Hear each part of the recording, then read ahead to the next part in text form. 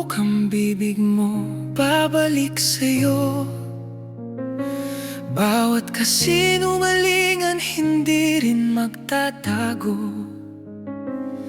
Kaya mag-ingat sa bawat salitang bibitaw. Baka sa huli, ikaw mismo ang mapahamak. May isang lalaking nagsinungaling ng lubos.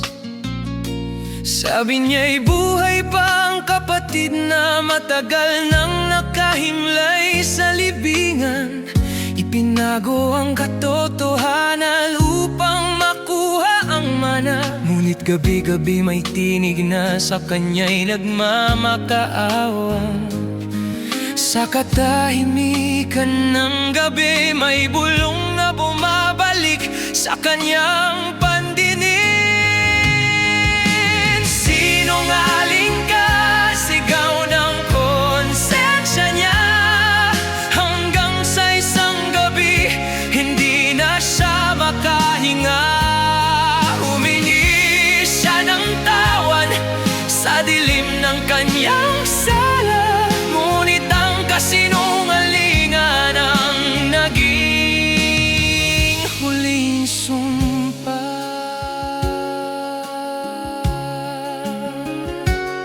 Huwag mong sabihin, wala namang masama sa maliit na kasinungalingang binibitawan mo minsan.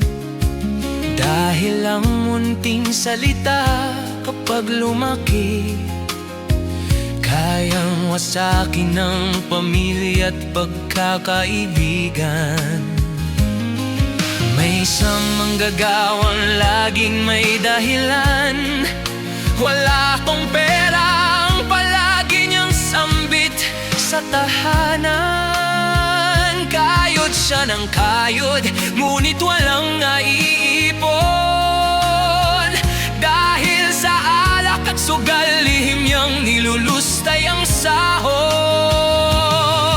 Hanggang dumating ang araw na di niya inaasahan, ang kapalaran ay may dala ring kabayaran.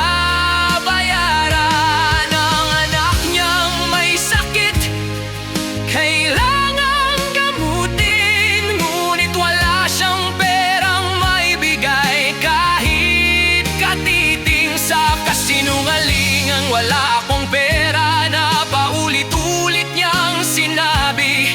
Isang buhay ang nawala sa kanyang tabi. Bawat salitang binibitawan mo, parang binhing nahuhulog sa lupa ng mundo. Kapag ito'y lumago, babalik din sa'yo. Kahit pilitin mong takasan, hahabulin ka nito. Ang kasinungalingan ay parang basag na salamin. Kapag nabasag na, hindi na may babalik sa dati. Habang pilit mo itong tinatakpan, mas lalo lamang itong kumakalat sa iyong buhay. Huwag mong sabihin may sakit ka, kung ito'y dahilan lang upang umiwas sa trabaho. Ang katotohanan ay malakas ka namang tunay, hanggang sa kapalaran ay maglaro sa iyong buhay. May isang babaeng laging may palusot.